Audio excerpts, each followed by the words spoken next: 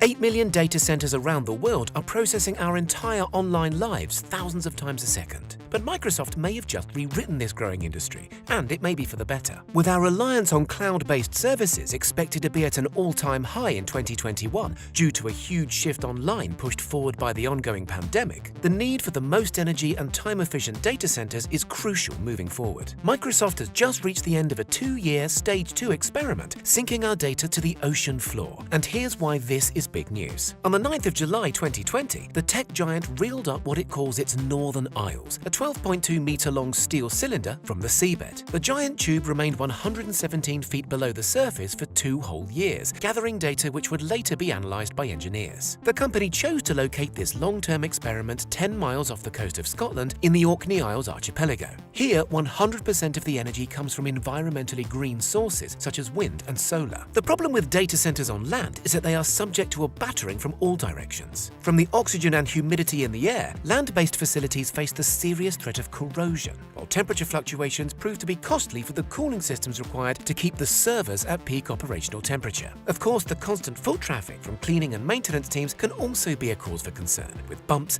jostles, and genuine accidents jeopardizing the equipment's longevity. Sinking this facility in an airtight, waterproof container alleviates some of these concerns. Consistently cool temperatures, for example, help with thermoregulation. That means less energy required to keep the computers cool, a plus for the environment as well as our pockets. About 1/5 of a data center's energy requirements are destined for keeping a cool temperature, but this is reduced to a minimal amount when surrounded naturally by seawater. The flexibility of Project Natick, the codename given to this research exercise, helps alleviate concerns that traditional land-based data centers have over natural disasters and other attacks. After all, breaking into a conventional data center with its highly trained armed security seems easy compared to reaching it on the sea floor. More than 50% of the world's population lives within 120 miles of the coast. That's about 2 hours by car. While conventional warehouses are located miles away from cities, often in the middle of nowhere, having access within a stone's throw means a shorter distance for data to travel, saving energy and providing lightning-fast access to consumers. Due to the shift in cloud-based computing, experts believe it would be more beneficial in terms of energy and providing a stable access to customers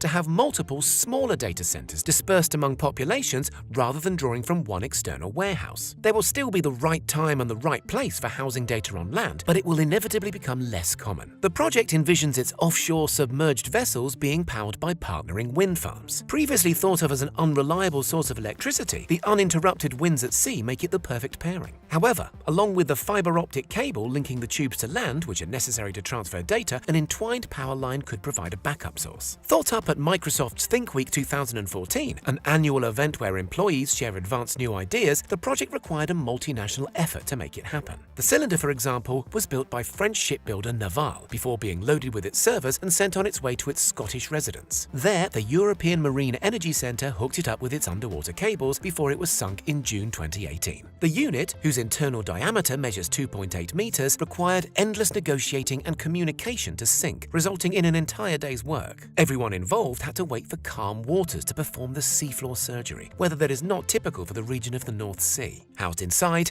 864 servers with a combined output of 27.6 petabytes. That's 27.6 million gigabytes. Enough storage to retain nearly 5 million movies, or the equivalent of over 100,000 MacBooks. So the Northern Isles spent just over 2 years under the sea gathering data along its journey. What do we know about the project? Was it a success? Another full day of retrieval pulled up the same white container, with a thin covering of algae, barnacles, and sea anemones. A quick wash resulted in surprisingly clean bodywork emerging from underneath. From this one experiment, the various teams of engineers and researchers at Microsoft have deduced that syncing a data center like this is 8 times more reliable than housing computers in land-based warehouses, although why, they're not sure. Despite a handful of failed servers which were taken offline, no maintenance was carried out for the duration of the testing stage. They believe that being filled with dry nitrogen may have something to do with its extraordinary success, a substance that is less corrosive than the oxygen that forms part of the air on land.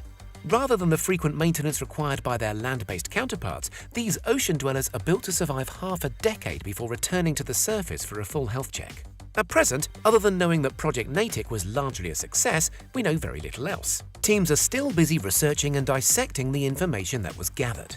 Many citizens may share a concern that exploiting an environment that has remained virtually untouched for millennia is a huge no-go. But we must remember that even in their thousands, these data centers would hypothetically take up less than a single % of the seafloor. Cloud expert Paul Johnston estimates that nearly 2% of the planet's entire carbon footprint comes from data centers, so any effort to reduce this will surely be a good thing. Yes, say the critics, but what about their effect on the sea's temperature? An inherent lack in a cooling system such as that of a conventional data center is great, but this is because the ocean's naturally cool waters help disseminate this heat. Nevertheless, the effect this is said to have on the surrounding water is negligible. Of course, even a single degree can cause devastation to the seascape, but the change measured a few meters downstream is said to be a fraction of a degree, barely noticeable with even the most advanced measuring tools. Furthermore, Microsoft believes it has found a benefit to sinking these structures on the seafloor. Fish and other aquatic life adore solid structures, especially ones with nooks and crannies. Take a look at shipwrecks, which have transformed into ocean havens. That is exactly the effect that these are destined to have. The North Sea had already claimed the data center as one of its own, with soft sea life shown to be attached upon removal. We can only imagine how fish and other sea life will have interacted with it during its time spent on the seafloor.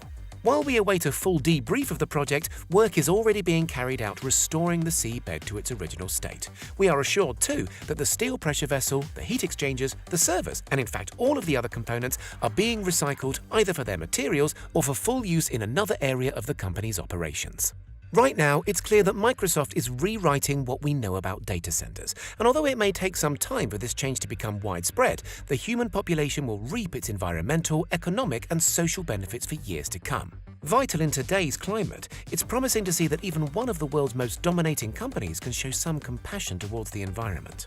Maybe it's the lightning-fast access to cloud-based services, or it could be the lighter environmental impact. But whatever it is, let us know why you're most excited about this new generation of data center, or maybe why you still have some reservations.